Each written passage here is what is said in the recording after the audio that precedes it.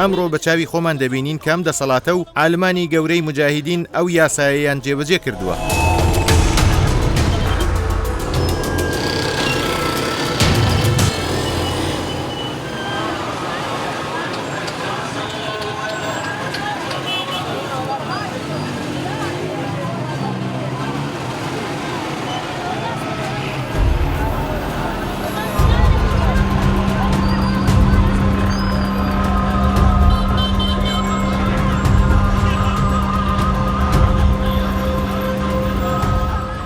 مانگ تێپەڕ دەبێت بەسەر کۆنتڕۆڵکردنی ئەفغانستان لەلایەن تالیبانەوە.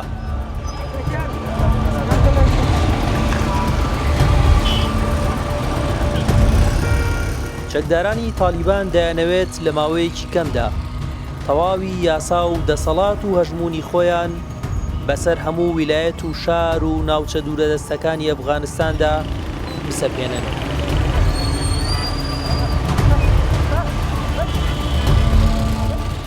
لە پێش دەواازەی ویلایەتەکان و ناوخۆی شارەکان بازگەیان داناوە و بە دوای داواکراواندا دەگەڕێن.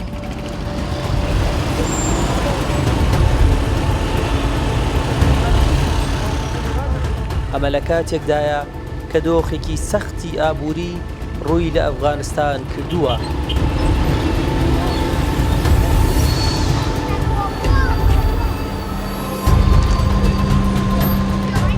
خەڵکی نازانن دەسەڵاتی نوێی تالیبان چارەنووسی وڵاتەکەیان بەرەو چی ئاراستەیەک دەبات.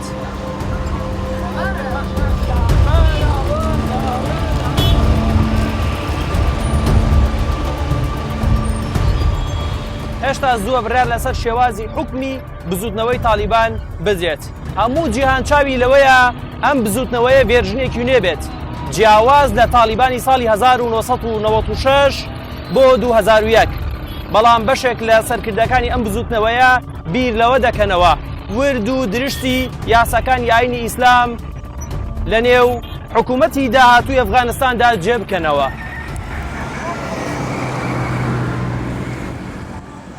تالیبان لە پێش ئاڵنگاریەکی گەورەدایە کە بەهۆی قەیرانی داراییەوە دروست بووە.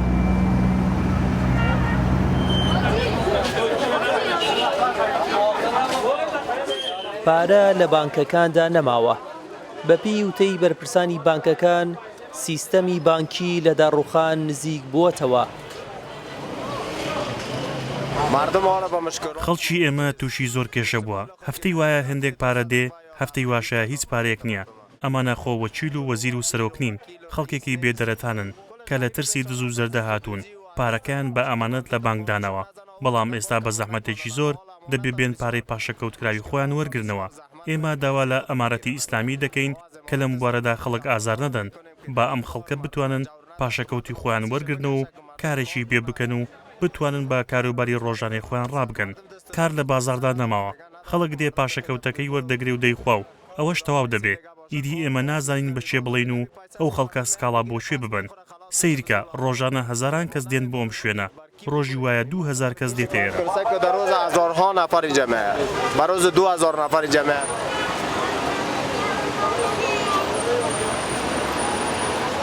بە پێی نوێترین ڕووپێوی ڕێکخراوی فاوی سەر بە نەتەوە یەکگرتووەکان 14 ملیۆن ئەفغانی کێشەی کەمی خۆراکیان هەیە.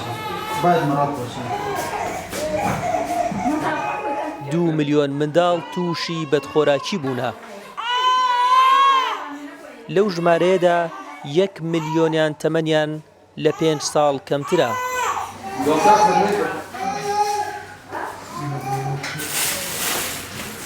هەندێکیان کەسوکاریان چاوەڕوانی دوا ساتەکانی تەمەنیان دەکەن.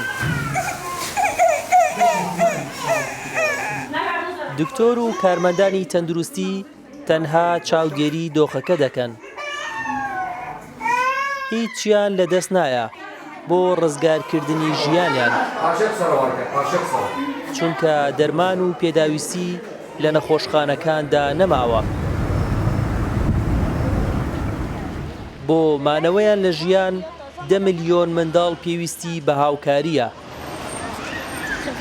بۆ هاوکاریکردنی خەڵکی هەژار و کەم دەرامەت تا کۆتایی ئەم ساڵ ئەفغانستان پێویستی بە 200 ملیۆن دۆلارە.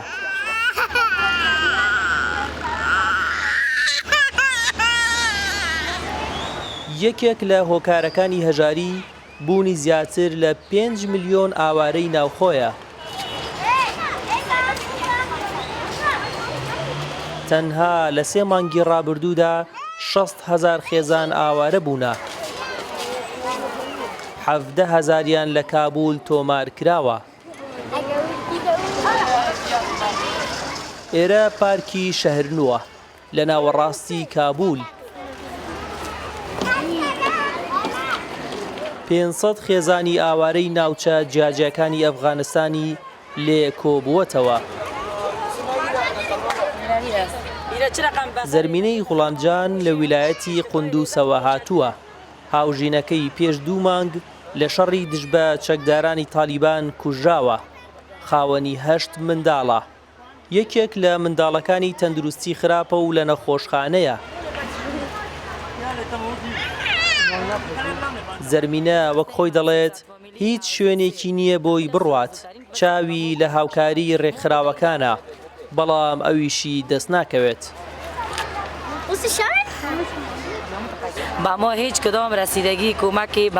هیچ کام لە ئێمە نەخواردەمەنی و نەپارەی کاشمان وەرنەگرتووە و کەس هیچی بۆ نەکردوین. هاتوون بە ئێمەیان وتووە هەر کەس بگەڕێتەوە ویلایەتی خۆی 10,000 دەدەنێ. من ماڵم لە ناوچووە، ماڵم سوتاوە، ئەو 10,000 چی لێ بکەم؟ من بەو پارەیە ماڵەکەم نۆژەن بکەمەوە، کەلوپەل بکڕم، خواردەمەنی بکڕم، چی لێ بکەم؟ هیچ کەلوپەلێکمان نییە، جێگایەکمان بۆ خەوتن نییە. شەوانە لەسەر زەوی دەخەوین، لەناو خێمەش نین، هەروە شتێک لەسەر زەوی ڕادەخەین و لەسەری دەخەوین. هەمومان نەخۆش کەوتوین، لە دۆخێکی زۆر خراپداین، تکا دەکەین لە ویلایەتەکانی دیکە و زۆر سپاستان دەکەین ئەگەر بە زووترین کات بەهانامانەوە بێن. تشکری میکنم از ولایت‌های خارج که با ما باید از زودترین فرصت با ما کمک شود.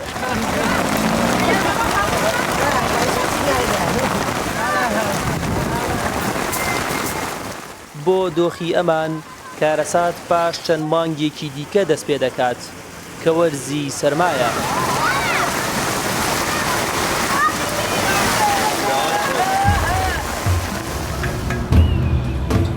یاسا و ڕێوشوێنەکانی تالیبان لە نێو ئەو قەیرانە قوڵەدا بریتین لە ناردنەماڵەوەی فەرمانبەرانی ژن لە زۆربەی فەرمانگەکان.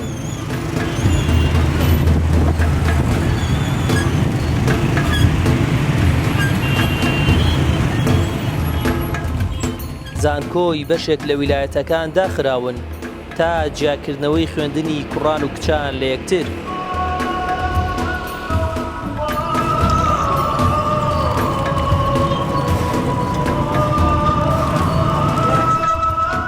بڕیاری دەستبڕینی دز گفتوگۆ لەسەر شێوازی جێبەجێکردنەکەی دەکرێت کە لە نێو خەڵکدا بێت یان شوێنێکی تایبەت.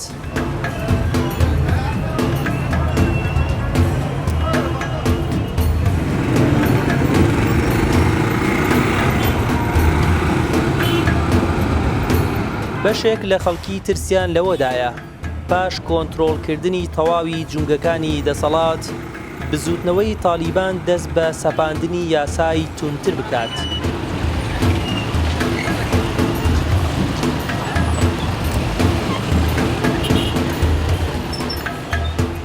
ئێرە بازاڕی ویلایەتی هیراتە.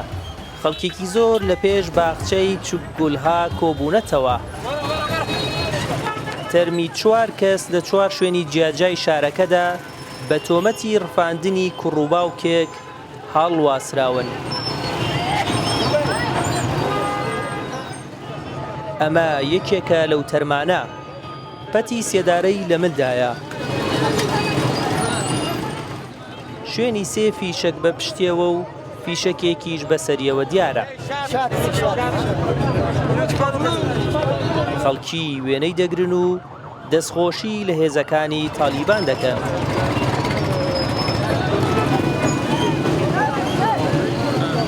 منداڵان لە گەڕەکە جیاجیەکانی شارەوە هاتوون بۆ تەماشاکردنی.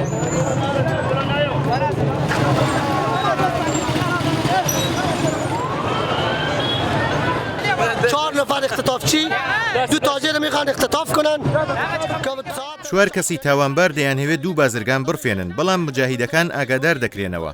لە ناوچەی وڵسوالی ئینجیل لە پردی کاربار تووشی شەڕ و تێکەڵچوون دەبن و هەر چوار تاوانبارە ڕفێنەرەکە دەکوژێن و لەلایەن چەکدارانی بەغیرەتی مجاهیدەوە دەکوژرێن و مردار دەکرێنەوە. مجاهیدین هیچ زیانێکیان پێ نەگەیشتووە. ئەوانە کەسانێکن کە خەڵکیان ڕفاندووە. هەر کەسێک خەڵک بڕفێنێ و دزی بکات سزاکەی وەردەگرێ. ئێمە وەک خەڵکی هەرات و بە نوێنەرایەتی لە لاوانی هەرات پشتیوانی لەم کارەی مجاهیدین دەکەین. زۆر بە توندی پشتیوانیان لێ دەکەین. ئێمە پشتیوانی لە سیستەمی ئیسلامی ئەفغانستان و حکوومەتی ئیسلام و ئیمارەتی ئیسلامی ئەفغانستان دەکەین. پشتیوانی لە جەنابی مەولانا هەیبەتوڵڵا دەکەین خوا بیپارێزێ بۆ ئەوەی ئەم بکوژانە و ئەم فاسیقانە و ئەم زاڵمانە و ئەم تاوانبارانە لە ناو ببن. ئێمە چاوەڕێی حکوومەتی ئیسلامی بووین. ئێمە چاوەڕێی سیستەمی ئیسلامی بووین کە یاسای قورئان و یاسای ئیسلام جێبەجێ بکات. کەسێک دزی بکات دەبێت دەستی ببڕن. ئەوە فەرمانی خوایە کە دەستیان ببڕن. مرۆڤ کوش دەبێت بکوژرێ و بە سزای تاوانەکەی بگات. ئەمڕۆ بە چاوی خۆمان دەبینین کەم دەسەڵاتە و عالمانی گەورەی مجاهیدین ئەو یاسایەیان جێبەجێ کردووە.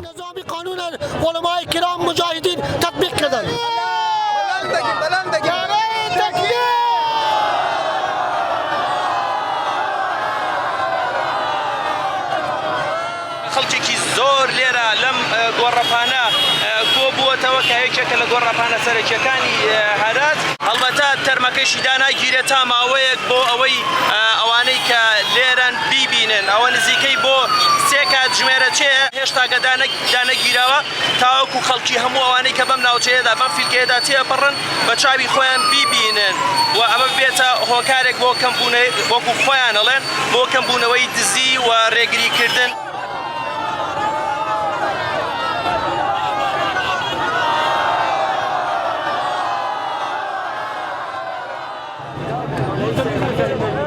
ئەم دیمەنانە پێش 20 ساڵ بینراون. بەڵام بەلای نەوەی نوێوە نامۆیە پاش کۆنتڕۆڵکردنی ئەفغانستان لەلایەن تالیبانەوە ئەوان بۆ یەکەم جارە ئەم دیمەنانە دەبینن.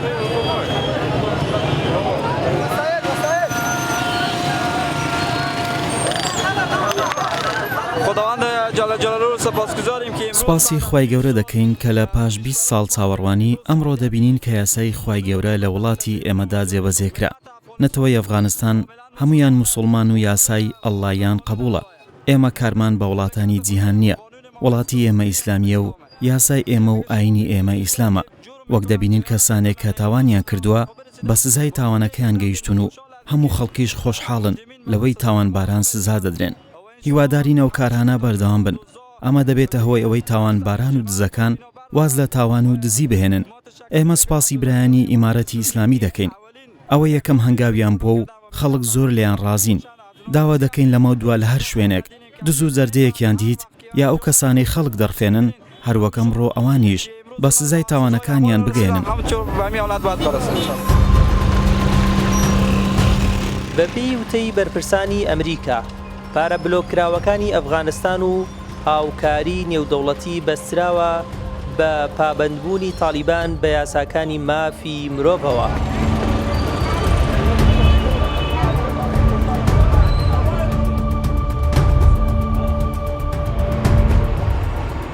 دەمەوێت چاوم بە یەکێک لە سەرکردەکانی تالیبان بکەوێت. خەڵکێکی زۆر دانیشتون و چاوەڕوانی بینینی ئەون. ڕێگەمان درا، بەڵام شێخ ئەحمەد عەمار جێگری والی هیرات سەرقاڵی کاروباری خەڵکیە. دەرفەتێک دروست بوو تا لی بپرسم پلانتان چییە بۆ چارەسەری بەپەلەی قەیرانی دارایی و سزای دەستبڕینی دز چۆن جێبەجێ دەکەن؟ ئەمە دووەم مانگەکە ئیمارەتی ئیسلامی لە ئەفغانستان دەسەڵاتی بەدەستەوە گرتووە. هیچ کێشێکمان نییە. تاکە کێشەیەک کە هەمان بوو هەر کێشەی ئابووریە کە ئەویش بەهۆی زوڵمی ئەمریکا و وڵاتانی دیکەیە کە پارەی خەڵکی ئەفغانستانیان بلۆک کردووە. بەشێک لەم پارەیە هی خەڵکە و ئەگەر پارەکەیان وەربگرن سەرمایە گوزاری و بەبەرهێنان لە ئەفغانستان دەست پێ دەکەن. ئەو کەسانش کە کەسێک بکوژن یان دزی بکەن یان خەڵک بڕفێنن ئێمە حکومی ئیسلامیان لەسەر جێبەجێ دەکەین. هەر سزایەک کە شەریعەتی ئیسلام دیاری کرد بێ ئیمارەتی ئیسلامی ئەو سزایە لەسەریان جێبەجێ دەکا و ئینشاءڵڵا خەڵک لە دەستی ئەم زاڵمانە ڕزگار دەکەن. مردم انشالله شر ظالما خلاص میکنه. من دل خسته شده بودم پاهم درد گرفت. چرا؟ راه کردم ماشین اومد بود ما پیاده. زاڵمای عادیل شۆفێری تەکسیە بژێوی ڕۆژانەی لەسەر ئەم کارەیە. باسی ئەوەم بۆ دەکات کە خواردن و پێداویستیەکان دوو هێندە گران بوونە کاریش نەماوە. لە زاڵمای دەپرسم چی گۆڕاوە و ترسیشتان لە چییە؟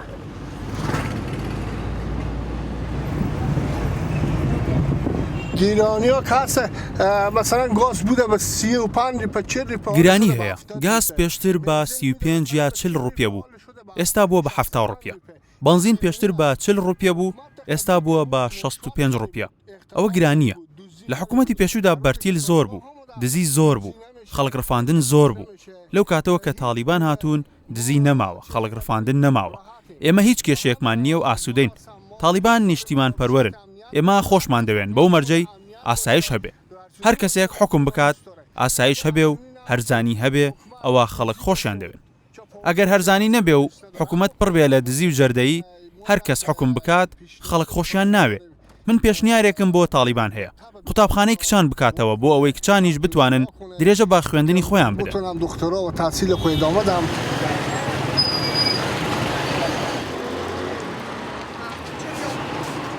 ئەوەی زاڵمای داوای دەکات داواکاریی زۆربەی خەڵکی ئەفغانستانە کە مافی خوێندنی کچانە.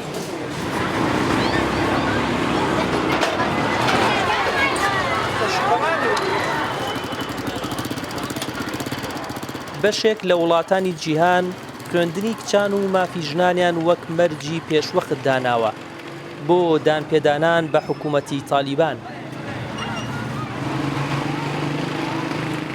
بەپی ئاماری یونیسێف 3,700,000 منداڵ کە تەمەنیان لە نێوان 7 بۆ 17 ساڵە لە خوێندن بێبەشن. لەو ژمارەیەدا 2,700,000 کچانن. ئەوە ئاماری ساڵی ڕابردووە.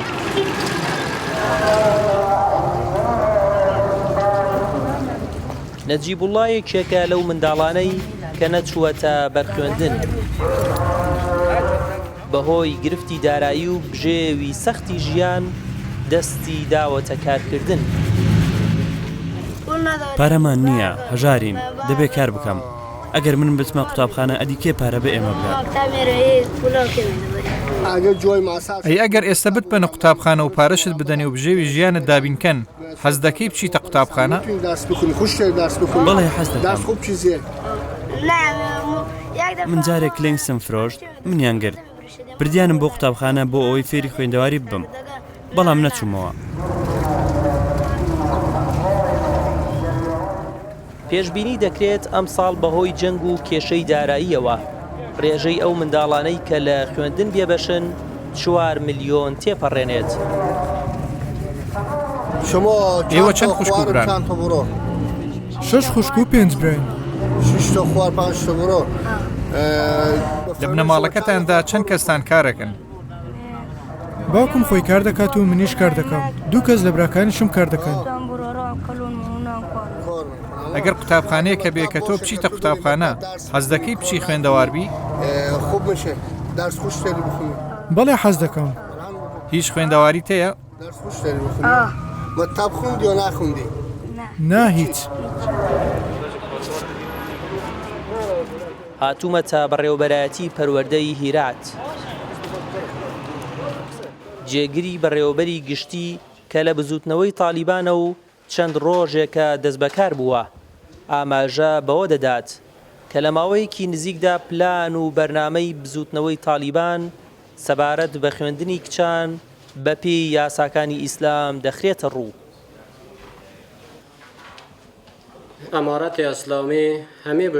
ئیماراتی ئیسلامی گوتوویەتی ئافرەتەکان بە حیجابی شەرعیەوە دەتوانن لە پەروەردە و فێربوون لە قوتابخانەکان بەردەوام بن. یاساکانی ئیسلام ڕێگا نادەن کە ئافرەتان لەگەڵ پیاوان لە یەک شوێنوانەکان بخوێنن. ئێمە چاوەڕێین ڕێنمایی کارکردنمان لە لایەن وەزارەتی پەروەردەوە بۆ بێ و لا پاش ئەو دەتوانین وەڵامی جددیتان بۆ قۆناغەکانی دیکە پێ بدەین. توانیم جوابی جدی انشاءالله همراه شما ارائه نماییم به مرحله بعدی انشاءالله.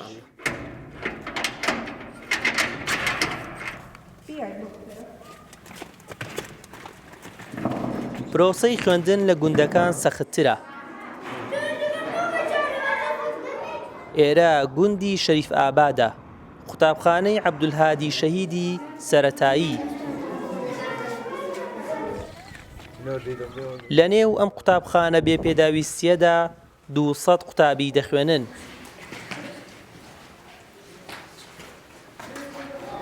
جەهەنتاب لە ئێستاوە مەترسی ئەوەی هەیە کە تالیبان ڕێگەی پێنەدات پاش شەشی سەرەتایی درێژە بە خوێندنەکەی بدا.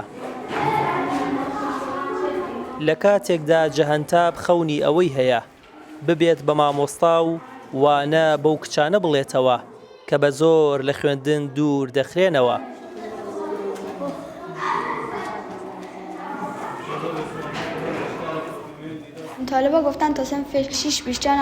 تالیبانیا گوتی کچ نابێت ji پۆلە شەشەی پێتر بخوێنن ji ber ku ew mezin dibin û divêt li mal rûnin. Me mafeveyekê heye ku çend hez bikein bixînin û xizmeta xelkê xwe bikein. Rêdayek û kor heta pola 12 bixînin, lê kiça bûnîne li pola şeşê pêtir bixînin. Ez dixwazim bibme mamosta û waneyan bi zaroka bêjim û xizmeta komalaya xwe bikein. ders yad dûm. Mesela inar kuşiş bikin ke bi camiyê xwe. ئەم قوتابخانەیە 6 مامۆستای بۆ دابین کراوە. جگە لە جەمیلە محەممەدی مامۆستایانی دیکە نەهاتوون بۆ دەوام. ئەوەی جەمیلە ئاماژەی پێدەدات پێنەدانی موچە و مەترسی ئەمنی هۆکاری دەوام نەکردنی مامۆستایانن لە زۆربەی گوندەکاندا. موچە نادەن. ئەو ماوەیە هیچ موچیان نەناردووە. ئەمە هۆکارێکە. هۆکارێکی دیکەشەوەیە لە ترسی داعش و گروپە توندڕەوەکانی دیکە دەترسن و ناوێرن. ناوچەکە ئاسایشی نییە و ڕێگاکەش دوورە. هێشتا تالیبان هیچیان پێ نەگوتووین. تا پۆلی شەشەم کە دەهێڵن، بەڵام دوای ئەوە نازانم. دەڵێن ڕێگا دەدەن بەڵام هێشتا ڕێگەیان نەداوە. هیوادارین ڕێگا بدەن و دەست پێ بکات. با ئێمەش بگەڕێنەوە سەر کارەکانمان.